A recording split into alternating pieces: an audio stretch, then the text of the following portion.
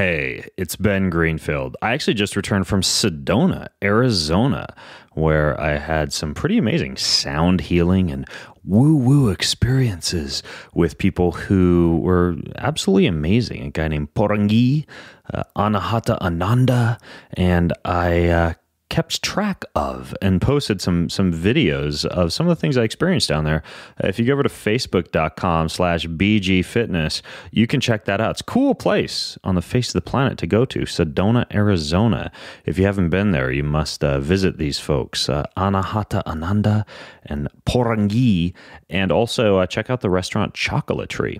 Add that to your bucket list. Yeah, if you're sitting in Sydney, Australia listening in, I know it's a little bit of a haul, but just do it. Trust me. Do it. You'll enjoy it. I'm headed down this weekend to Lake Tahoe to compete in the Spartan World Championships, where they're also doing something called the Pod Fest. They're flying in like 10 to 15 of some of the biggest health and fitness podcasters on the face of the planet, and we're all covering the race. If you want to follow the action for that, you can also go to facebook.com/bgfitness. Or follow me on Twitter. My Twitter handle's Ben Greenfield, and there's going to be some cool stuff. You don't have to be an athlete because we're focusing on interviewing like the biohackers and the nutritionists and the people who have really gotten things figured out from like a longevity, anti-aging, productivity, fitness standpoint. So not just the meathead athletes. We're actually going to focus in on the good stuff. As much as I love meathead athletes, they're meatheads. So, I'm a meathead athlete. I fall into that category. Anyways, though, today's podcast is brought to you by something that is just up above my head right now. No, not my hair or a hat or the ceiling. It's in the room above me. It is a Casper mattress. Casper mattresses are really quite cool because they're extremely comfortable. They've got these foam layers for ideal firmness. They've got really good bounce, really good sink, which essentially translates to you sleeping and napping better.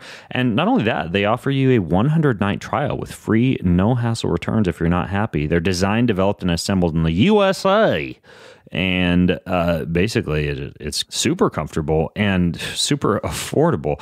So what I mean by that is that the price on these things is a fraction of the price of what you'd pay for an extremely expensive mattress. So Casper understands the importance of truly sleeping on a mattress before you commit, especially considering you're going to spend a third of your life on it. So check them out, and you get a $50 discount. You just go to Casper.com/Ben and use promo code Ben to save $50 off your Casper mattress. Casper.com, CASPER.com/Ben, and use promo code Ben. This podcast is also brought to you by something that will go quite well hand in hand with your mattress, and that is Soothe. I just use this app, and it's super slick. Here's the way it works. You open the app. You're super sore, your back is killing you, you have the nagging aches and pains, your shoulders are tight, and you select on Soothe, a massage therapist. So it's an on-demand massage service app. You get a hand-selected, licensed, experienced massage therapist to you wherever you're at, right? They'll come to your house. You don't have to get in your car and drive to the massage therapist's office, sit in traffic and honk the horn and get even tighter. No, instead, they come to your home, they'll come to your hotel, they'll come to your office, they bring the massage table, the sheets, the oil, even the music, so you can unwind wherever you want. You can choose like Swedish massage, sports, deep tissue. They can even do couples massage, ooh la la. iPhone, Android, works anywhere. They're in 50 cities, including most major U.S. cities, London, Sydney, Melbourne, Toronto, Vancouver, Siberia. I don't know if they're in Siberia. They're probably not. But you can book a massage today. $20 off. How do you like that? $20 off. You use code GREEN. So you go download Soothe, that's SOOTHE, in the App Store, the Google Play Store, and you use code GREEN, GREEN, like my last name, and you get $20 off your first massage. So there you go. Soothe, spa quality massage, anytime, anywhere. Check it out. Today's podcast episode is pretty cool, kind of self-explanatory, but there's this guy that wrote an article called How an Electric Torpedo Fish Can Put You into a State of Deep Relaxation, Enhance Sleep, and Eliminate Stress. This dude invented this like head device that I travel with now, and now I sleep like a baby on airplanes, take naps, especially like if I'm hard charging and I'm stressed out. I turn that thing on for 20 minutes, and I'm out like a light. You're going to find out all about how it works and everything you need to know. So check it out and enjoy. In this episode of the Ben Greenfield Fitness Show, our device, the Fisher Wallace stimulator, and Circadia, which is the general wellness device that we have, they deliver between 1 and 4 milliamps. So a tiny fraction. And that's what we've been able to do with the AC current, is to show through those different tests elevations that are durable for serotonin, melatonin, GABA, and lowering in cortisol. When you actually look at the video testimonials of PTSD patients, a lot of them talk about cognitive improvements and the ability to communicate and verbalize better. He's an expert in human performance and nutrition. Voted America's top personal trainer and one of the globe's most influential people in health and fitness. His show provides you with everything you need to optimize physical and mental performance. He is Ben Greenfield. Power, speed, mobility, balance. Whatever it is for you, that's the natural movement. Get out there. When you look at all the studies done, studies that have shown the greatest efficacy. All the information you need in one place, right here, right now, on the Ben Greenfield Fitness Podcast.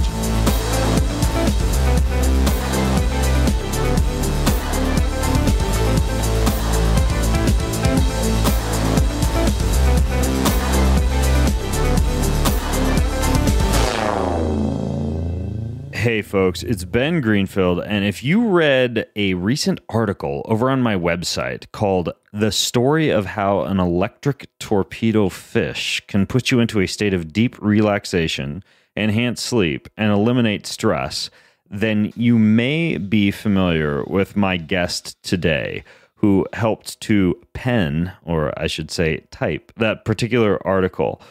His name is Kelly Roman, and in that post, Kelly talks about how back in 46 AD, a personal physician to one of the Roman emperors, Emperor Claudius, used literally an electric torpedo fish, which is a kind of fish, and used that on the emperor's forehead to successfully relieve his migraine headaches. And I didn't actually really believe this to be true, but then I actually found the historical anecdote that shows that thousands of years before modern electricity, ancient Romans used electrotherapy to treat neurological conditions. And so when it comes to wearable neurostimulation, it appears that this is something that is it's a practice that's been with us at least for a couple of thousand years. Anyways, though, there is this company that Kelly is involved with called Fisher Wallace. You may have heard of Fisher Wallace. It's a 10-year-old medical device company. And at Fisher Wallace, Kelly leads product development and regulatory affairs. And one of the more recent things that the company Fisher Wallace has delved into has been this whole realm of deep brain stimulation and how we could get the body to not just say, fight depression, or how we could get the body to have decreased amounts of pain or pain perception or improved mood, but also how you could potentially elicit natural states of deep relaxation, natural releases of dopamine, of serotonin, etc., without any actual pharmaceuticals or drugs or compounds at all. So I wanted to get Kelly on to talk about how exactly something like this could work and to kind of fill us in on this really interesting whole world of neurostimulation. So, Kelly, welcome to the show, man. It's a pleasure to be here, Ben. Thank you. Yeah, no problem. I'm honored to have you on, man. You've got a wealth of knowledge on this stuff, so I think you're the perfect person to talk about it.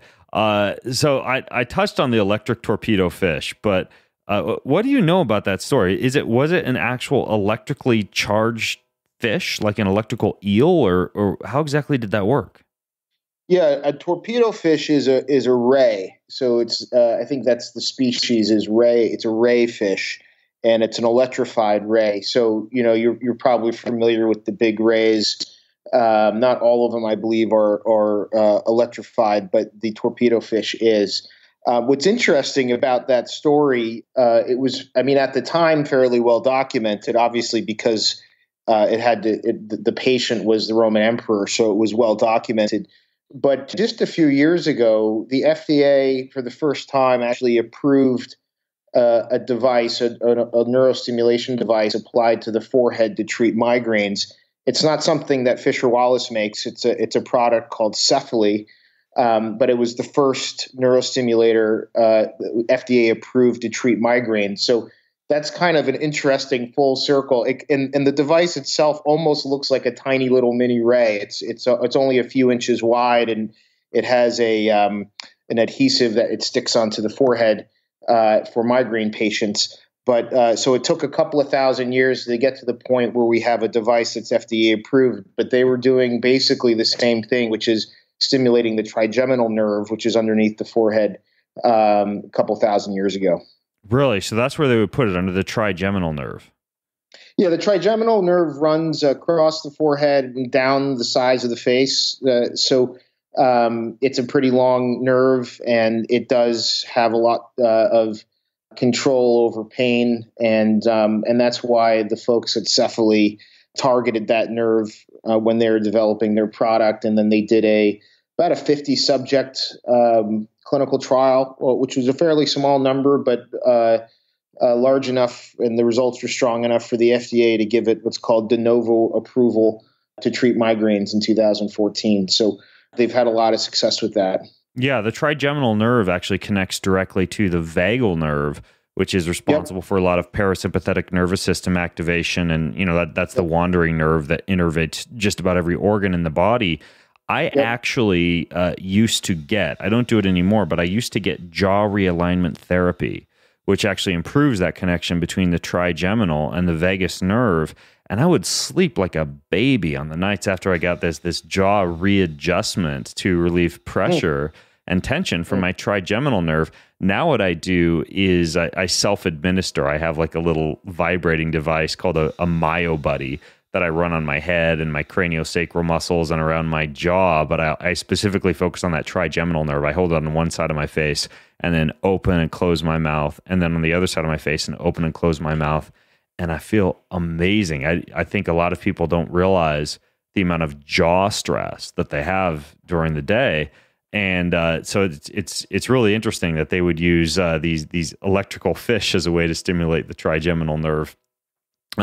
The other thing that I wanted to ask you about when it comes to just kind of like the history of electroconvulsive therapy is what happened in between this, practice of using the torpedo fish and, early forms of neurostimulation, and us getting to the point where we were doing the kind of things to people's brains that we see in like One Flew Over a Cuckoo's Nest, where it's like full on electroconvulsive therapy. Because obviously electroconvulsive therapy and electrostimulation of the head is something a lot of people kind of fear now, because it did get such a bad rap from movies like that, for example. Yeah, and that is probably has been that movie, even though I love the movie, I love Jack Nicholson, but it's probably done the most damage to the neurostimulation industry of any any media event or report of any kind. So the irony is that people who do get electroconvulsive therapy or electroshock therapy since the 70s have actually gone under full anesthesia. So although it makes for good movie watching to have someone kind of screaming and biting down on something while they're getting shocked, the reality is that electroconvulsive therapy happens to you when you're fully sedated and you don't even know it's happening. And the convulsion does occur, but it occurs when you're asleep.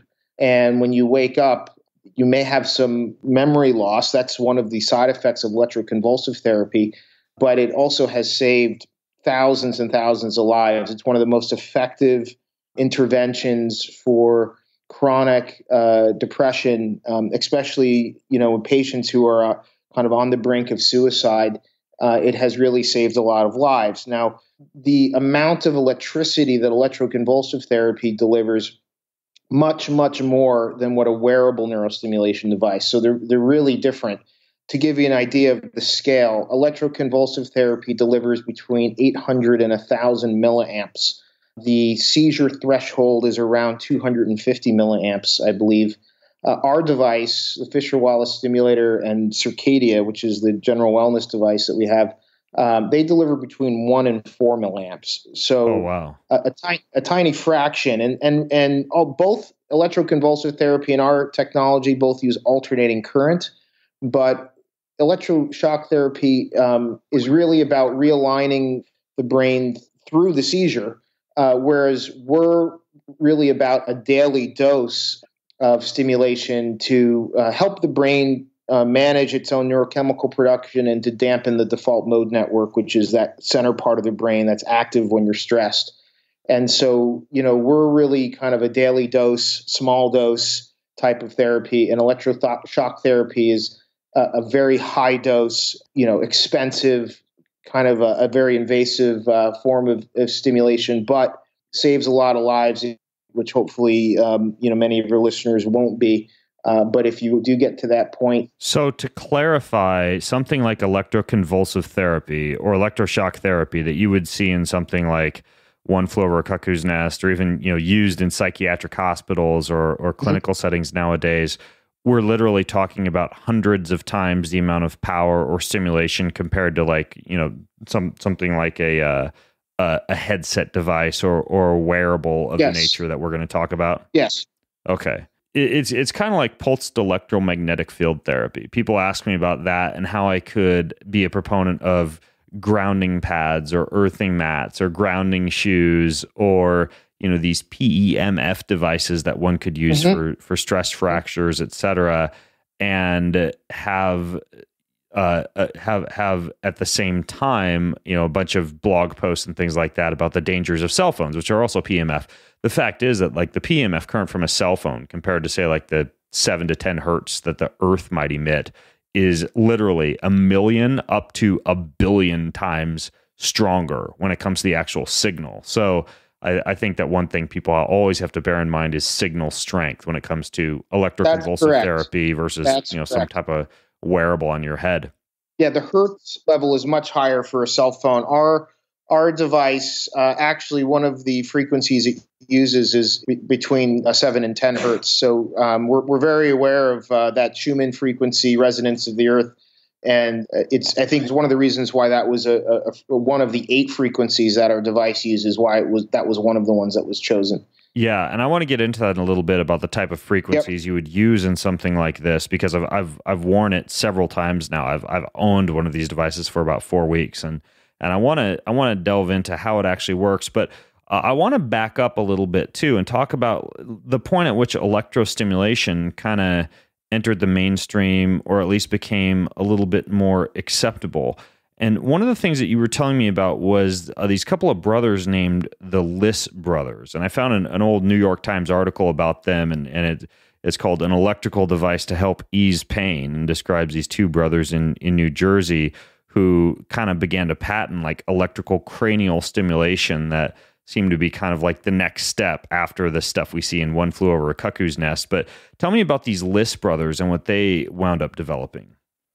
Sure. So the Liss brothers, one of them was an engineer at General Electric. They're both electrical engineers, very talented, and they went about producing a low amperage TENS device at first. That was their initial goal, and that would be why the New York Times wrote about them in the context of pain therapy, because they were basically trying to create a device that could compete against traditional TENS devices, which are around 50 milliamps or higher, and can be a little overstimulating for geriatric patients. So their first goal was to create a TENS device that was low amperage, 1 to 4 milliamps, but that would have equal or better pain-reducing effect as the traditional TENS devices. They got FDA clearance for that device, and then they also decided to start focusing on the use of electrotherapy to treat depression, anxiety, and insomnia. They used the same frequencies as the pain device, and what they found is by putting the electrodes on the head at the frequencies that they had developed, the device was very comfortable to use, just as it was on the body as a TENS device. So they used the same frequencies, the same technology, but then started doing research for mood and sleep. And they also got FDA clearance to treat depression, anxiety, and insomnia. They developed a technology that got 4 different indications. One, anxiety, depression, insomnia, so that's 3, and then the other was pain. It's the only device I'm aware of that's ever gotten all of those clearances for the same device. So my business partner, Chip Fisher, then purchased the patents from them in 2006 and founded with his original co-founder, Martin Wallace, who's a fictionologist, and was very interested in using the device to treat drug and alcohol addiction patients. And unfortunately, Martin Wallace passed away from cancer within a year of getting involved in Fisher Wallace, and I replaced him. So I became the co-founder that replaced Wallace, and then we, Chip and I proceeded to build a business around this very special technology that these Liss brothers had developed and had sold to Chip. Okay, so the Liss brothers figured out how to increase serotonin with like this wearable device that was kind of like a smaller version of the old school electroconvulsive or electroshock therapy, just a basic cranial electrotherapy stimulation unit. And that one was called the Liss cranial stimulator, I believe, right? That was the original title for it. That's correct. Okay. And this was at the same time, though, that Big Pharma was launching things like Paxil and Lexapro and Zoloft and Ambien and Wellbutrin and, Xanax, all these blockbuster antidepressants. And were they kind of positioning this as an alternative to those? Yeah, and that's, from a business perspective, it was extremely challenging. I would say probably impossible challenge for them to build a business in the mid to late 90s. And because of what you just said, all of these blockbuster drugs were still in patent. They were being heavily advertised, and they had very strong sales forces to the physicians. And so I think when we took over the technology in the mid-2000s, that was actually, I think, a turning point culturally in the country, where you had patients who had been on these drugs for many, many years and knew that the side effect rate was high, the efficacy was not great. You had a lot of long-term published studies coming out that were showing the same thing. So SSRIs historically now have a 38% side effect rate and about a 35% remission rate. So the side effect rate's actually higher than the remission rate.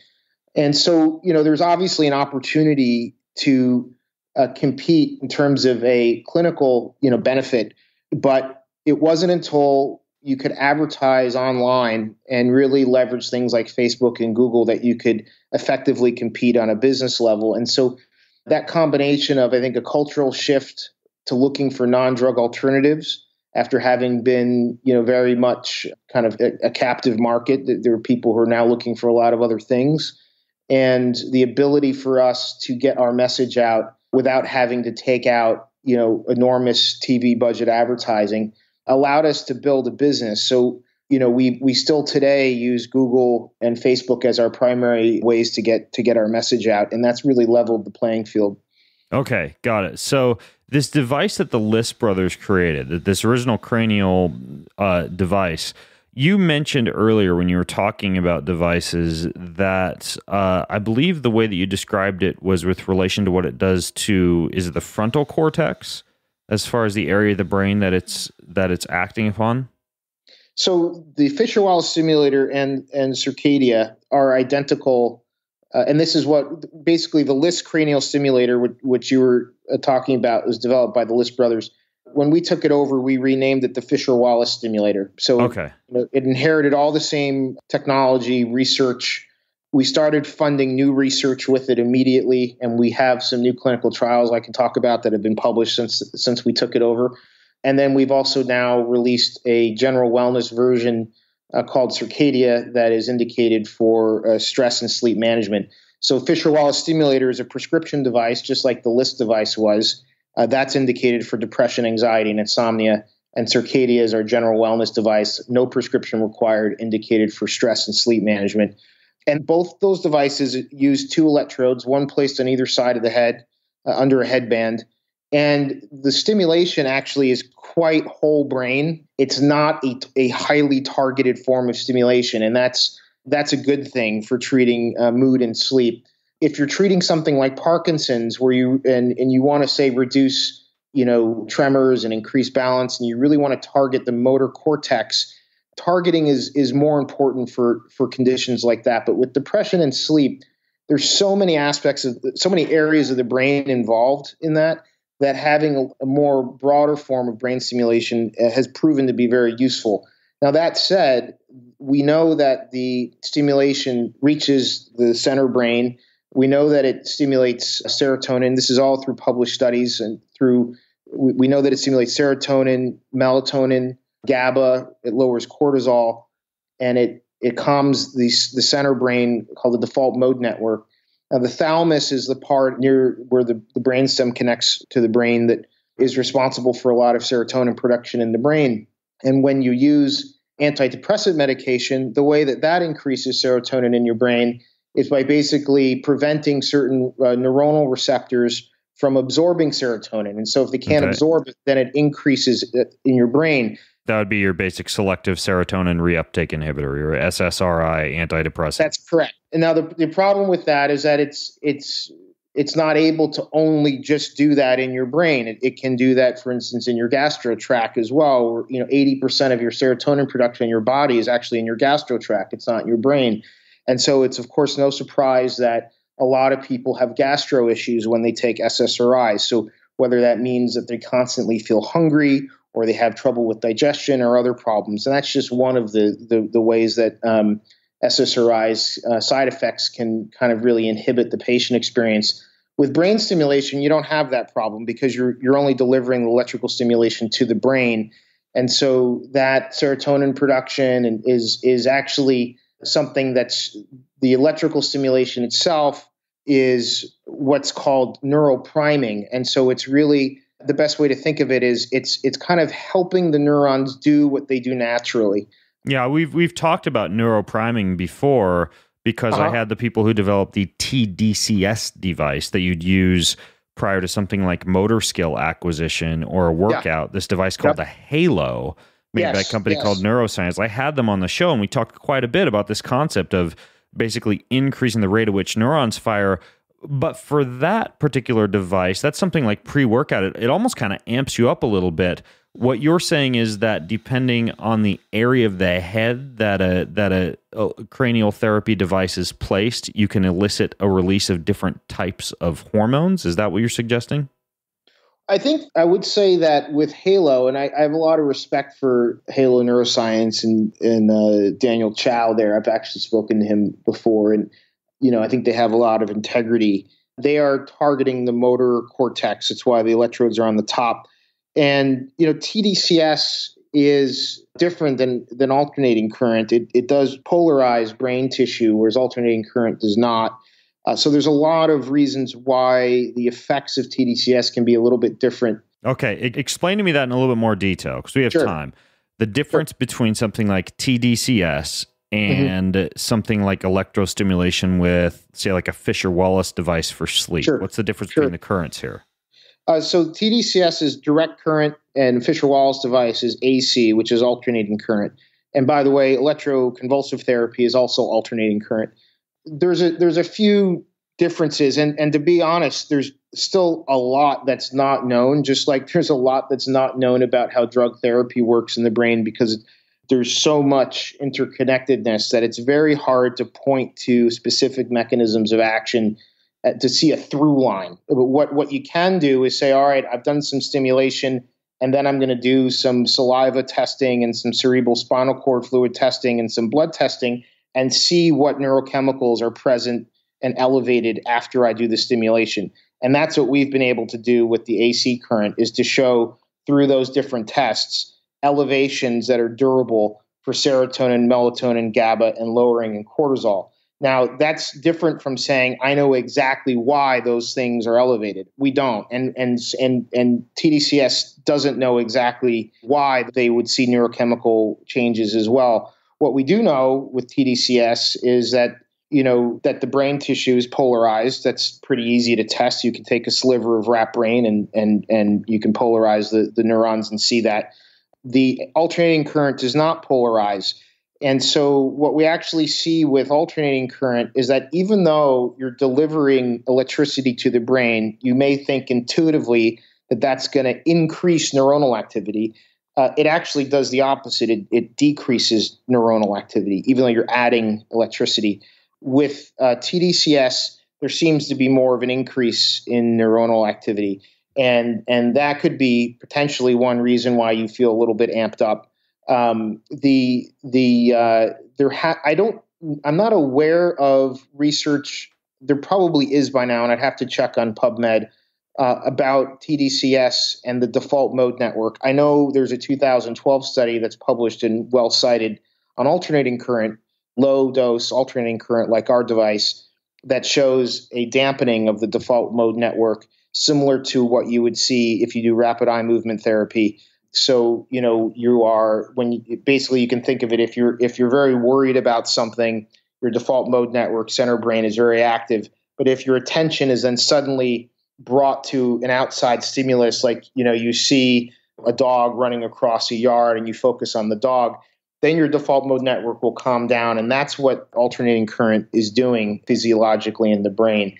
That also strongly suggests why it's helping people get to sleep, why it's helping to reduce anxiety. There's also a circadian effect that needs to be studied a bit more focused on the circadian rhythm effect. But for instance, when you wear the Fisher Wallace stimulator or Circadia, you are getting a little bit of optic nerve stimulation. And there are retina-related effects to circadian rhythms that we can achieve through a pulsed current that's actually stimulating optic nerves. And when you're wearing either Circadia or Fisher Wallace, especially on the higher level 3 or 4 milliamps, you'll see some flashing lights in your periphery. That's exactly what I see. Even though there's nothing on my eyes, I thought for a second that the device was just placed too closely to my eyes because I'd put it on before bed and I'd lay there in bed with it on. So the pulses that I see in my eyes, those are actually coming straight from my brain and the stimulation on either side of my head. Of the optic nerve. Yeah, the optic nerve goes actually quite a way. So it is hitting the optic nerve. Interesting. And so there is probably... I thought I was just tripping out. There's probably a connection between the success the device has had in treating sleep and that optic nerve stimulation. But what we do know, and what we point to more, is what we have real evidence on, which is increases in melatonin and serotonin, which are neurochemicals that have a lot of impact on sleep quality. And also the calming of the default mode network tends to be what can help you get to sleep and will help you stay asleep. So there's really two kinds of research, right? There's the physiological effect research, which we've been talking about a lot right now. And then there's also the symptom reduction research, which is, you choose a population with the Fisher Wallace stimulator. For instance, we did a study at Mount Sinai Beth Israel Hospital published in 2015 on bipolar II depression. And the researcher, Igor Galenker, who's world-renowned bipolar researcher, was looking at, can this device reduce symptoms of depression in bipolar II patients, and are there any side effects or increases in hypomania, which is the other side of bipolar, right? Bipolar has the mania side and the depression side. And what that study found is that all of the patients that got active treatment had durable decreases in depression symptoms. None had side effects. None had increases in mania, hypomania. And the placebo group had initial effect for about a week and then went back to baseline by the end of week 2. And then when that placebo group was given active treatment, which is what's called a crossover design, those same placebo group people who now were given active treatment then had durable decreases in depression. So that was a very encouraging study. In order for it to be definitive, we're going to have to do it with at least a couple of hundred patients. That was done with about 20 patients. Mm-hmm. So it still had some statistical significance, but not as much as if we did a 200-person study. And so that's kind of our next step in bipolar. But the reason why that's so exciting and why bipolar patients really should be using the Fisher Wallace stimulator, even though we don't have a huge study, we have the small study, is because SSRIs, which we were just talking about, they actually will amplify the mania side of bipolar. So even if you're in that 35% that get depression help, you may find that the mania is much worse. And there's all these side effects with SSRIs. So, with our device, there's a 1% side effect rate, and those side effects are only headache, dizziness. You can sometimes feel restlessness, but again, less than 1 out of 100 people as opposed to 38 out of 100 people. And so this is really something, the Fisher Wallace stimulator, that bipolar depression patients, 6 million of them in the US, can now, tell their doctor, look, here's a study. Yeah. Fisher Wallace has 25,000 patients, which we do, which is in a sense larger than any clinical trial you'd ever do to have that many patients. And there's almost no risk. So, let me try this. And that's a conversation we're seeing happen a lot more today.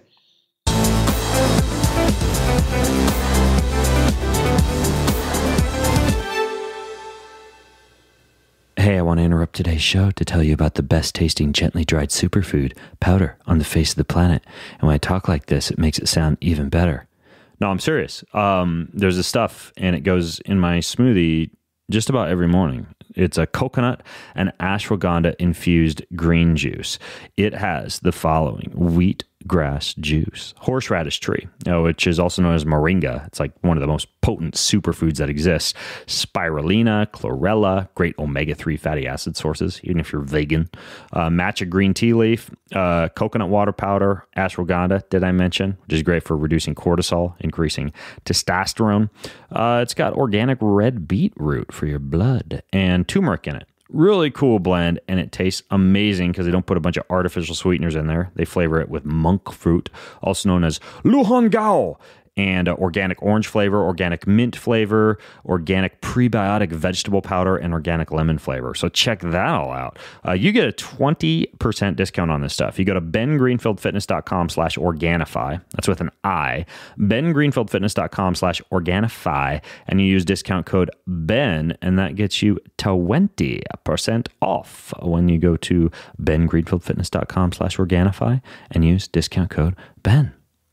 This podcast is also brought to you by Quip. Quip is an electric toothbrush, but don't fall asleep. It's not just an electric toothbrush, ho-hum, vibrates, whatever. It looks like Apple designed a toothbrush without a big price tag that you'd get from an Apple product. It was named one of Time Magazine's best inventions. It's won a GQ Grooming Award. It made it on Oprah's New Year's O list. And basically, it automatically vibrates at certain intervals so you know when to switch to different parts of your mouth.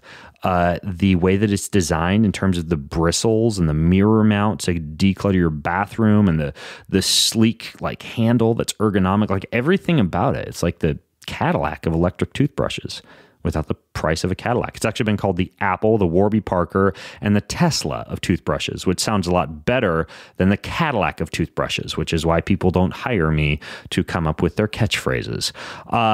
Either way, it starts at just $25, which is a steal, and you get your first refill pack of bristles free. With a Quip electric toothbrush. You go to getquip.com/Ben. That's getquip.com/Ben. GETQUIP.com/Ben. That gets you your first refill pack for absolutely friggin' free.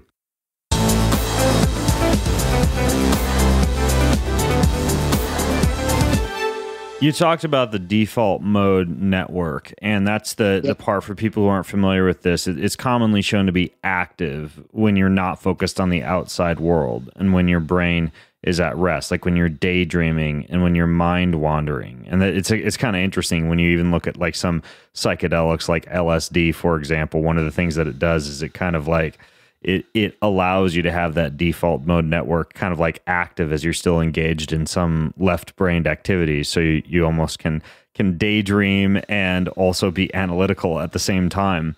And when you're looking at this default mode network and how it would work with something like this Circadia device, again, this thing that I'll explain how it's used in a moment here, but you attach it to your head and you turn it on for 20 minutes.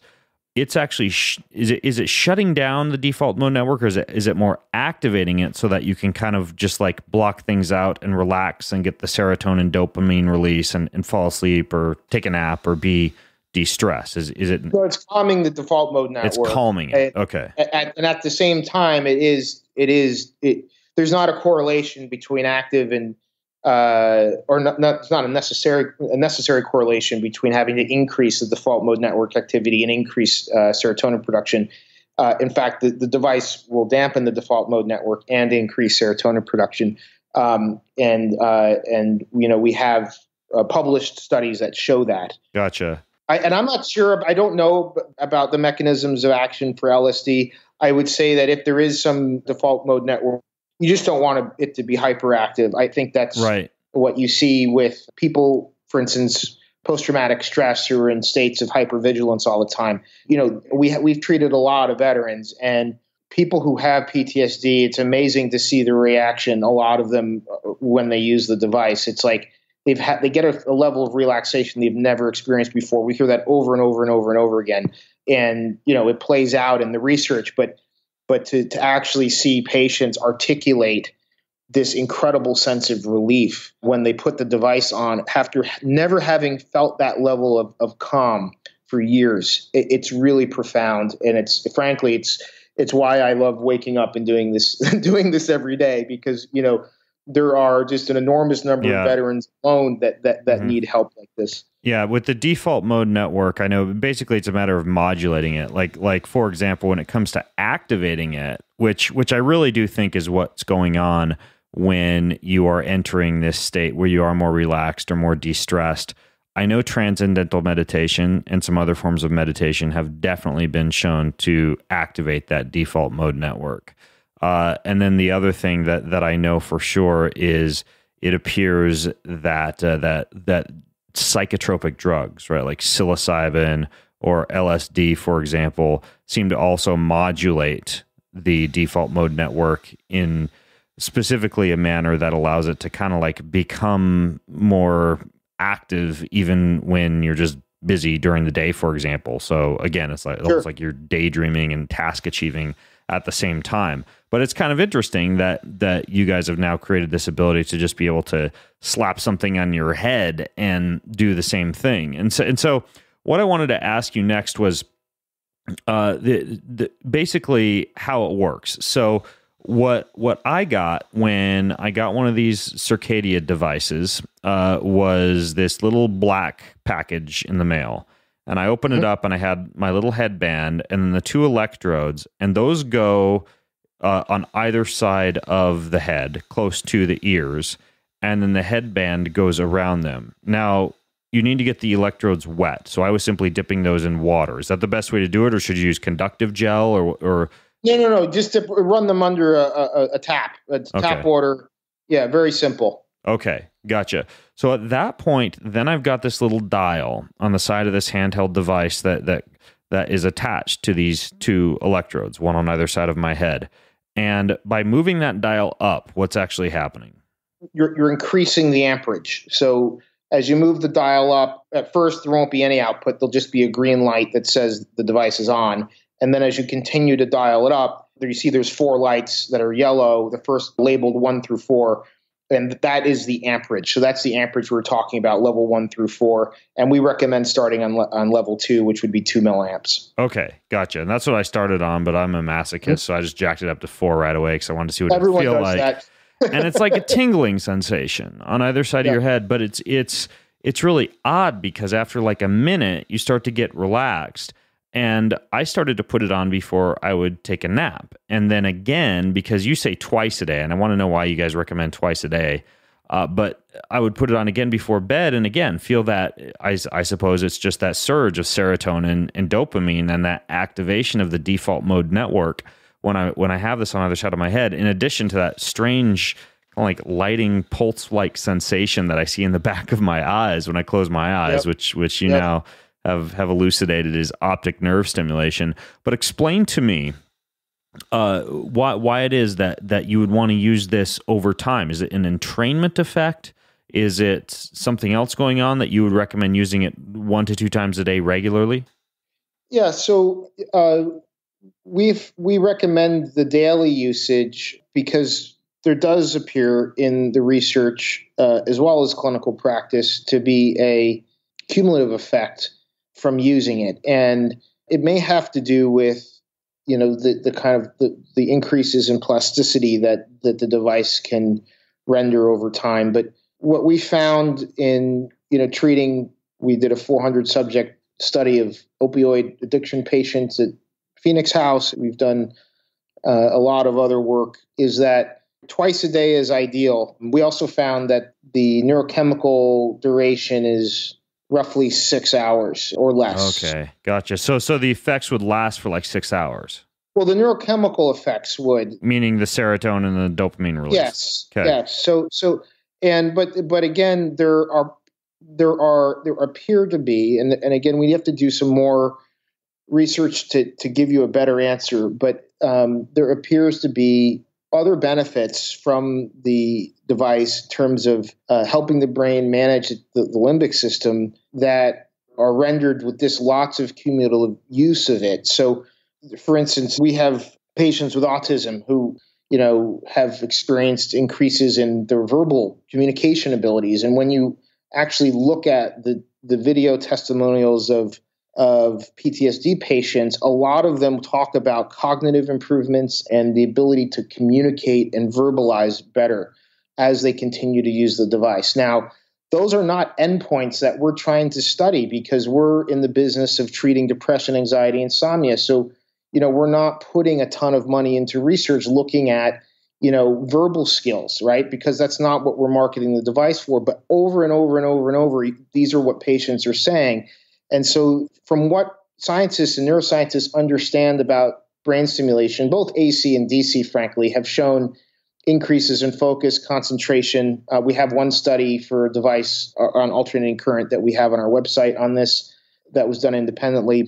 So there's a lot of reasons to use the device other than treating these specific symptoms. And a lot of patients will experience benefit. Yeah. And a lot of patients, even when they're no longer having trouble with mood or sleep, will continue to use the device because of these other benefits that they're getting. Now, one of the things that you mentioned to me, and this is something that I've personally tested high in, and I know a lot of hard-charging high achievers have this issue, is cortisol as one of the biomarkers that is affected. Now, serotonin and dopamine, we know that those are going up, but in terms of biomarker research, have you guys actually looked at plasma or salivary cortisol or anything along those lines? Yeah, we do. There's one study, it's on our website, by Sheely, that showed decreases in cortisol levels from using our device, the Fisher Wallace stimulator.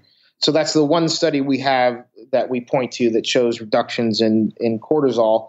And, that's a pretty easy thing to test for. In fact, they're even building sensors today that can test for cortisol in microscopic drops of sweat. And ultimately, we would love to incorporate those sensors into our headband. That would be pretty cool. You mean like you would actually be able to monitor in real time what's going on to your cortisol levels? Yeah, with surface body sensors that are looking at sweat. You're very good at research, so I will send you the link after this. But there is some really exciting research on body sensors that are doing that even today. That'd be pretty cool to be able to quantify at a moment's glance the amount of cortisol in the sweat. I was aware that they were kind of looking into one for inflammatory cytokines in human sweat, but if you send me the information on a sweat-based sensor for cortisol, I'll totally put a link to that in the show notes because that'd be really interesting.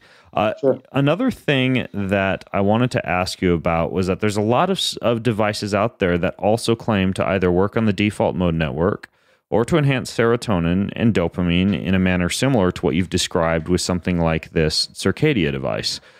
Two that I'm aware of, one would be the Muse headband, which is like a meditation type of headband. The other one is an interesting little device called the Thync, Thync, which they market as a wearable for relaxation and for energy that you wear on your head. What's the difference between either of these devices that have been around, frankly, I think for at least a year or so, and the Circadia? Sure. So let's start with Muse. Muse is an EEG headset. So that is a sensor headset. It's actually not delivering any stimulation, which is what we're doing. So the way that Muse is sensing, not actually delivering any form of electricity. That's correct. Muse is using sensors. Now they can influence neurochemical production and and meditative brain states by basically using sound to impact the way you feel and then change that sound in real time depending on how your brain's reacting to it. So Muse kind of creates this feedback loop where it's using the Muse headband to see how your brain is reacting to stimulus and then changing the stimulus accordingly to get you to a more relaxed state. And so it's a very clever device, but there are limits to how much sound and kind of some other external sensory stimuli can impact your mood states. Now, I'm sure that, as they do more work with VR, you can actually really start using Muse, for instance, in combination with rapid eye movement therapy in a VR setting and some other kinds of exposure therapy and so forth. And having that EEG data to modulate what kind of visual and audio stimulation you're providing is really important and useful. And frankly, I would love to eventually integrate EEG sensors and potentially cortisol sensors into what we're doing. The reason we don't today is because it would just add more cost to a device that's already not cheap, and we want to keep the device affordable. And so you kind of have to make some decisions about what kind of technology you want to offer. And what we're offering is actually an intervention in and of itself. So electrical stimulation. Thync is doing that. Thync is providing electrical stimulation. The big difference is that Thync goes up to, I believe, up to 20 milliamps. It's a much, much higher dose. I know that was the first generation. I know they've come out with a couple since, so I don't know what they max out at. Thync is a TDCS device, and it also, I think, uses some microwave theory. Not microwave.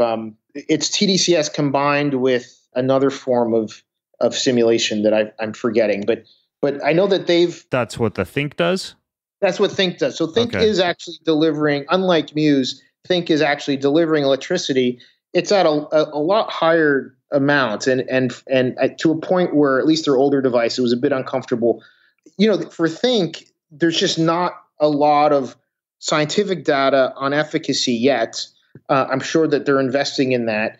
And so, they've done some basically sampling of consumers who have used the technology and provided feedback, and they use that as a means to demonstrate some effectiveness. And I think they've made the product inexpensive enough where, a lot of people will just say, well, it's only, $100 to try it or $150 to try it. I'll just give it a shot.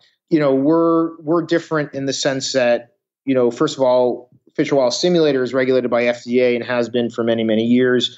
We have done a lot of clinical trial work, and, we have 7,000 prescribers. Over 2,000 of them are board certified psychiatrists. We're in contact with most of those patients. So we just have a very different target with the Fisher Wallace Stimulator. With Circadia, which is our over-the-counter version, we're kind of moving into that same market that Thync has. But, our advantage is that we can say we're using the exact same technology as the Fisher Wallace Stimulator. So if you're buying Circadia, you're buying a technology that has been validated for many, many years. We're targeting a different population with Circadia, one that's not, medically acute. We're targeting, really your everyday consumer that's trying to just get better sleep and stress reduction, as opposed to people that have diagnosed conditions. And that's really what the Fisher Wallace Stimulator is there to treat. So, with Circadia, you're getting something that just has a lot more scientific validation. And from what I've seen, is just a lot more comfortable. I haven't used Thync myself, but I know that their amperage, at least in their first generation device, was very high. And as a result, I know from the reviews I've read that people would find it a bit uncomfortable. But I haven't used their most recent device, which now actually I see is attaching to the back of kind of the base of the neck. And they really seem to be targeting pain more and trying to influence sleep with a back mounted. I haven't used it before, but if anybody's listening in and you have used that one, you can go to the link for today's show is bengreenfieldfitness.com/electricfish. That's bengreenfieldfitness.com/electricfish. And leave your comments if you've used that one before. I'll link to some of these other things that Kelly and I are talking about too, including this Circadia device that we're discussing right now. So one of the main differences, it sounds like, Kelly, is that in addition to a lower amount of actual electrical stimulation, the Circadia is an actual FDA-approved device. I need to make a distinction there. The Fisher Wallace stimulator is the FDA-regulated device.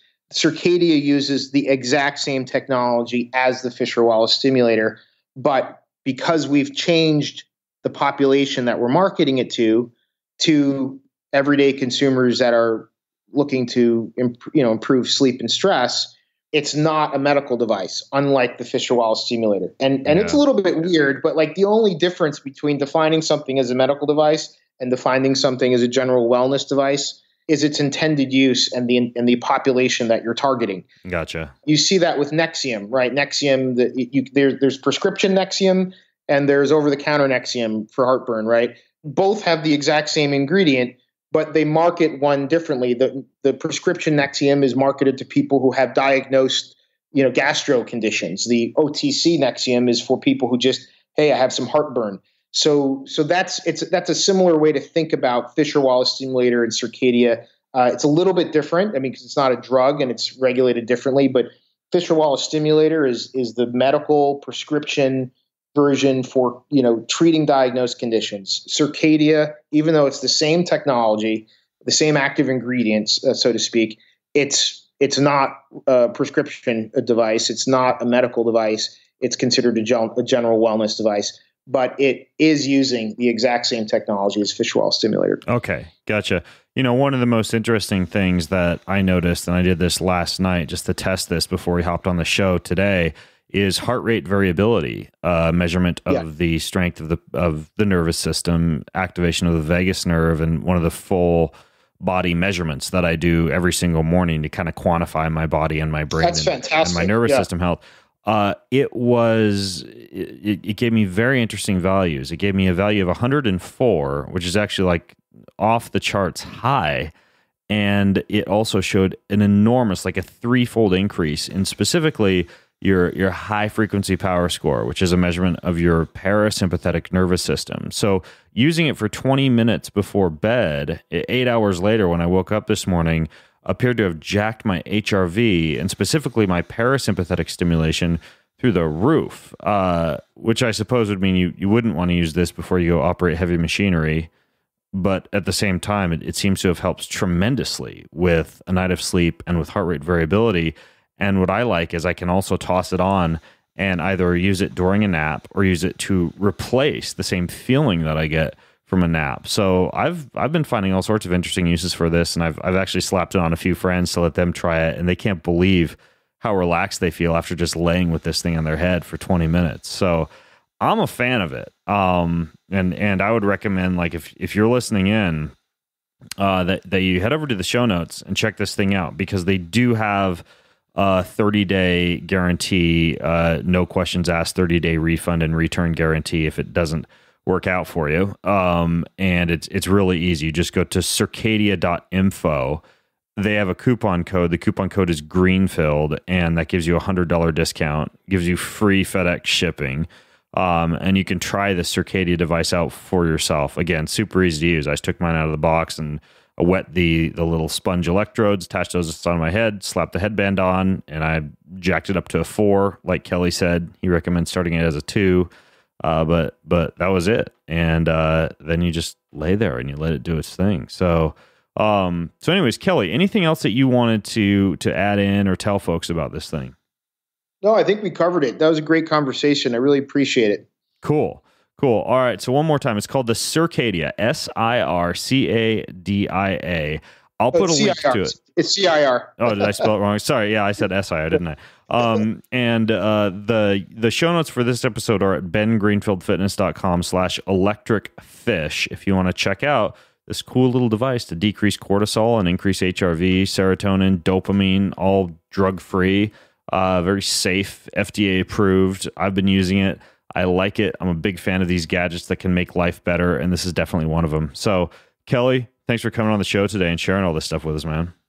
Thank you so much, Ben. All right, folks. Well, I'm Ben Greenfield, along with Kelly Roman, signing out from bengreenfieldfitness.com. Have a healthy week. You've been listening to the Ben Greenfield Fitness Podcast. Go to bengreenfieldfitness.com for even more cutting-edge fitness and performance advice.